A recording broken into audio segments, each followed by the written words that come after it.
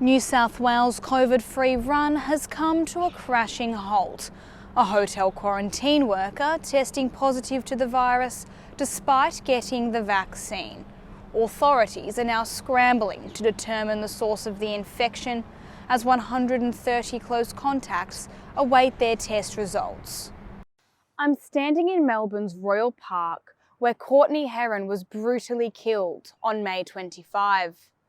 Courtney is the 20th woman to have lost her life to the hands of violence so far this year. Similarly, the devastating rape and murder of Eurydice Dixon in June last year occurred just a 20-minute walk away.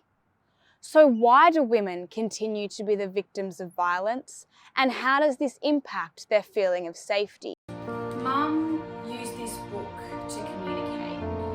She was diagnosed with Huntington's chorea when she was just 35 years old. As she deteriorated, she was unable to talk and walk. And unfortunately, due to the lack of appropriate care facilities, Mum's life was destined to be in a nursing home. This is her story.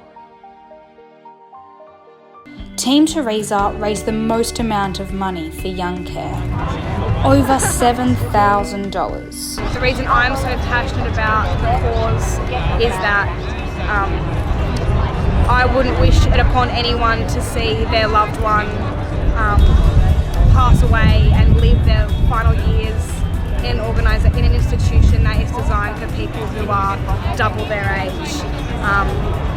For me, I think that being in a nursing home when you're a young woman and a mother of a young daughter, it does take away a lot of your dignity and a lot of your pride.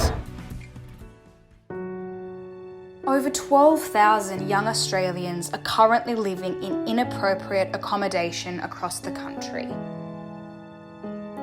Nick is one of the lucky ones. He lives in Young Care's Wooloowin Share House, a residence dedicated to accommodating for young people with a disability. Amanda is a full-time carer at Wooloowin. As she showed me around, she explained that the residence is fully accessible, from wide hallways to bed hoists, to lights and shutters and TVs controlled by iPads.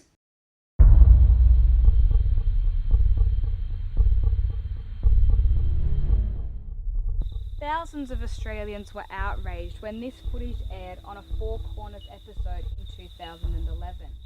Investigations from two of Australia's largest animal welfare organisations, the RSPCA and Animals Australia, brought to light for the first time the confronting realities of the live export trade.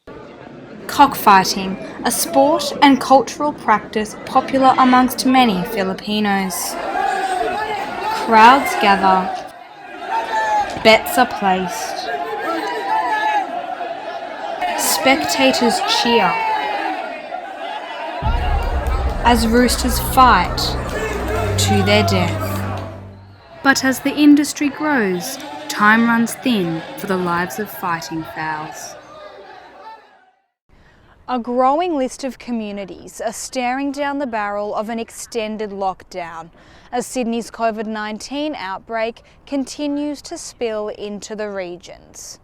Western New South Wales, the latest area of concern, reaching a total of 42 local cases in what the Premier describes as the most concerning day of the pandemic.